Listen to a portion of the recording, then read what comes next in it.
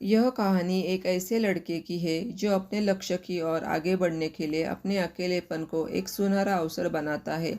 एक समय की बात है, एक छोटे से गांव में एक लड़का रहता था। वह बहुत सपने देखता था और अपने लक्ष्यों की प्राप्ति के लिए प्रयास करने का निरंतर जुनून रखता था। परंतु उसके पास न कोई साथी था, न कोई समझाने वाला। उसके परिवार में भी उसके सपनों को समझने वाला कोई नहीं था। इसलिए उसे लगता था कि वह अकेलेपन की जंजीरों में बंद है और उसके सपने अधूरे रहेंगे। फिर भी उसने निरंतर मेहनत की और अपने आत्मविश्वास की आवाज़ को बुलंद किया। उसकी इच्छा शक्ति और संघर्ष ने उसे सही दिशा में आगे बढ़ने की शक्ति दी।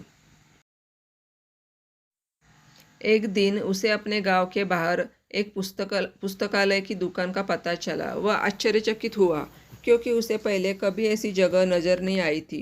धीरे धीरे उसने उस पुस्तकालय के दरवाजे पर कदम रखा। वहां जाकर उसने देखा कि लोग पुस्तकों के बीच खोए रहते हैं और वहाँ की शांतिपूर्णता और ज्ञान के वातावरण ने उसे संतुष्ट कर दिया। अपनी उत्कृष्टता को पहचानने हुए उसने ये निर्णय किया कि वह पुस्तकालय में समय बिताएगा। धीरे धीरे वह पुस्तकालय की विभिन्न किताबों को पढ़ने लगा और नई दुनिया की खोज में निकल पड़ा। दिनों बिताने के साथ साथ उसका ज्ञान बढ़ता गया और वह अच्छे लेखकों और दर्शकों के साथ रिश्ते बनाने लगा। इसी के साथ उसने लिखने का भी मन बना लिया। उसने कई लेख लिखे जिसमें से उसका एक लेख प्रकाशित हुआ और उसे अवसर मिला अपने लेखकीय कौशल्य की दुनिया के सामने प्रदर्शित करने का। वह लड़का जिसने कभी अकेलेपन को एक रुकावट समझा था, वो अब एक प्रेरणादायक उदाहरण बन गया।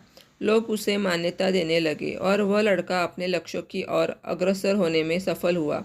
इस कहानी से हमें यह सीख मिलती है कि अकेलापन को एक सुनहरा अवसर बनाने के लिए हमें संघर्ष करना चाहिए।